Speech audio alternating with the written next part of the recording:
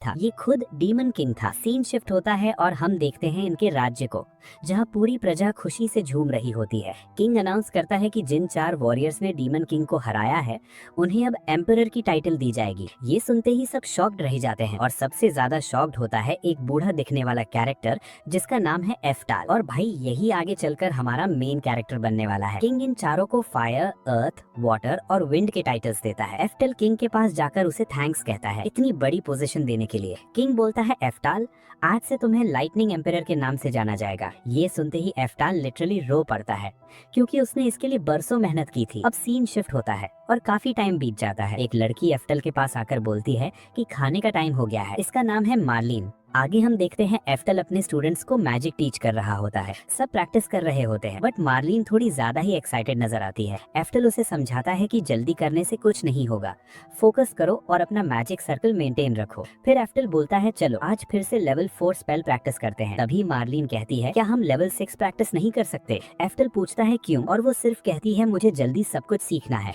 एफ्टल मन में सोचता है कि आखिर इस बच्ची को इतनी जल्दी क्या है। वो उसे समझाता है कि बेस मजबूत होना जरूरी है वरना आगे प्रॉब्लम होगी। मार्लिन जवाब देती है मुझे पता है बट मैं चाहती हूँ कि आप रेस्ट करो और हमें जल्दी सब सिखा दो। यही हमें एक फ्लैशबैक दिखाया जाता है जहाँ एफ्टल डीमन लॉर्ड से फाइट कर रहा होता है और उस फाइट के दौरान ही मार्लिन की मदर मारी जाती है। तभी एफ्टल उसे अडॉप्ट कर लेता है। शायद मार्लिन को ये भी नहीं पता कि उसका पूरा फैमिली उसी फाइट में कहीं ना कहीं एफ्टल की वजह से ही मरा था। वापस प्रेजेंट में एफ्टल फिर बोलता है ठीक है चलो फिर से स्पेल 4 ही प्रैक्टिस करते हैं। आगे हम देखते हैं मार्लिन को जो जंगल के बाहर खड़ी होकर खुद से कहती है मुझे इसके अंदर जाना ही होगा, डरने से कुछ नहीं होगा। और वो जंगल में घुस जाती है। अंदर जाकर उसे एक केव दिखाई देती है। वो सोचती है मुझे इसके अंदर के सारे मॉन्स्टर्स डिफीट करने होंगे ताकि मैं बाकी स्टूडेंट्स को टीच कर सकूं और मेरे मास्टर को थोड़ा रेस्ट मिल सके।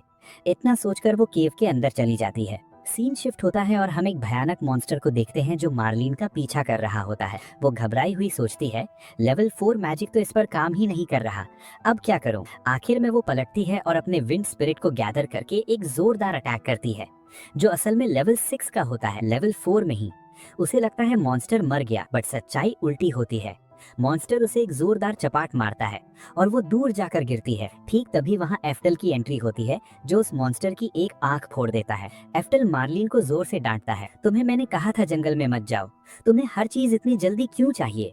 तुम मेरे सारे स्टूडेंट्स में सबसे अच्छी हो बट इस तरीके से नहीं। तभी वो मॉन्स्टर फिर पीछे से आ जाता है। मार्लिन डर जाती है बट एफ्टल उसकी तरफ देखता भी नहीं और सीधा लेवल 10 मैजिक यूज करता है और एक ही अटैक में मॉन्स्टर खत्म। आगे एफ्टल मार्लिन को उसके रूम में ड्रॉप करता है और बोलता है आज के लिए बस इतना काफी है, जाकर सो जाओ।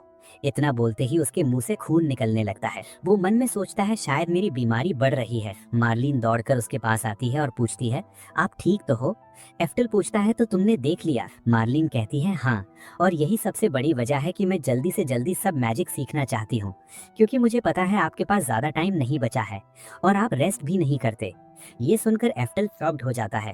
क्या सच में ये बच्ची मेरी इतनी फिक्र करती है? मुझे नहीं लगा था कोई मेरी परवाह भी करेगा। अब उसे समझ आता है कि मार्लिन को इतनी जल्दी क्यों है। वो उसे भरोसा देता है कि वो बिल्कुल ठीक है और उसे पूरा मैजिक सिखाकर ही जाएगा। अगली सुबह एक बच्चा दौड़ता हुआ एफ्टल के पास आता है और बताता है कि फ्लेम एम्परर ने अपनी थ्योरी फिनिश कर ली है, मैजिकल एप्टीट्यूड थ्योरी, जिसकी हेल्प से कोई भी जान सकता है कि उसके अंदर कौन सी मैजिक काम करेगी। एफ्टल खुश होकर सबसे पहले मार्लिन पर टेस्ट करता है। उसके 4 बाल तोड़कर 4 टेस्ट ट्यूब्स में डाले जाते हैं और थोड़ी देर बाद ट्यूब्स में रेड, येलो, ग्रीन और ब्लू कलर्स दिखते हैं, यानी फायर, अर्थ, विंड और वाटर। पता चलता है कि मार्लिन वाटर और विंड दोनों में एस रैंक है। फिर एफ्टल सोचता है मैं भी अपना मैजिकल एप्टीट्यूड टेस्ट कर लेता हूँ। आखिर मैंने खुद प्रैक्टिस करके ही सब कुछ अचीव किया है। बट इस बार सब शॉक्ड रह जाते हैं क्योंकि ट्यूब का कलर बिल्कुल भी चेंज नहीं होता, बिल्कुल ब्लैंक रह जाता है। एफ्टल सोचता है शायद कोई मिस्टेक हुई हो और वो फिर से ट्राई करता है बट रिजल्ट फिर से वही, कुछ नहीं। रात को अपने बेड पर लेटे लेटे एफ्टल सोचता है आज मुझे पता चला कि क्यों मैं हमेशा उन 3 एम्परर्स से पीछे रहा। मैंने पूरी मेहनत डाली बट मेरे पास कोई मैजिक एप्टीट्यूड ही नहीं था, किसी स्पिरिट ने मुझे ब्लेसिंग ही नहीं दी। मैंने जो भी अचीव किया वो सिर्फ अपने दम पर किया बट फिर भी मुझे ये मलाल रहेगा कि मैं उनके बराबर नहीं पहुंच पाया। ये सोचते सोचते वो रोने लगता है और रोते रोते उसकी जान निकल जाती है। यही हमें एक रीइंकार्नेशन दिखाई जाती है। एफ्टल दूसरी बार रीइंकार्नेट होने वाला होता है। वो एक गॉड के सामने खड़ा है जो पूछती है एफ्टल क्या तुम ठीक हो? हम तुम्हें फिर से रीइंकार्नेट करने वाले हैं। एस्टल कहता है वो बिल्कुल एक्साइटेड है इसके लिए।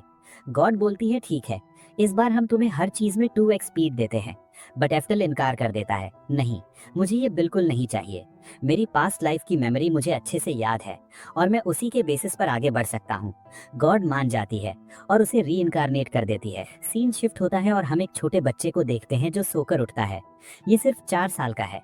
वो मिरर में खुद को देखकर बोलता है मेरा नाम एफ्टल है और मैं फिर से री इनकारनेट हो गया हूँ। क्या जर्नी है मेरी। तभी पीछे से एक औरत आकर उसे जोर से पकड़ लेती है।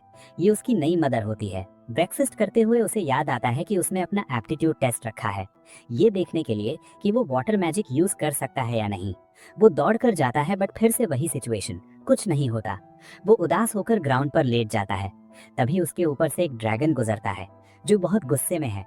कुछ सोल्जर्स उसे रोकते हैं और बताते हैं आगे एक टावर है जहाँ वो मॉन्स्टर जा रहा है और उन्हें उस तरफ नहीं जाना चाहिए। एफ्टिल उनके पीछे जाने की सोचता है और मन में कहता है काश मेरे पास पास्ट लाइफ की मैजिक होती तो मैं एक ही बार में लेवल 10 मैजिक यूज करके इसे खत्म कर देता। इतना सोचकर वो अपना हाथ ऊपर उठाता है और तभी कुछ अजीब होता है। उसके हाथ में लिटरली लेवल 10 मैजिक क्रिएट होने लगती है और एक ही अटैक में उस डीमन का पूरा कबाड़ा बन जाता है। वो नीचे गिर जाता है। एफ्टल शॉक्ड रह जाता है। अभी अभी हुआ क्या? क्या मैं अपनी पास्ट लाइफ की मैजिक यूज कर सकता हूँ?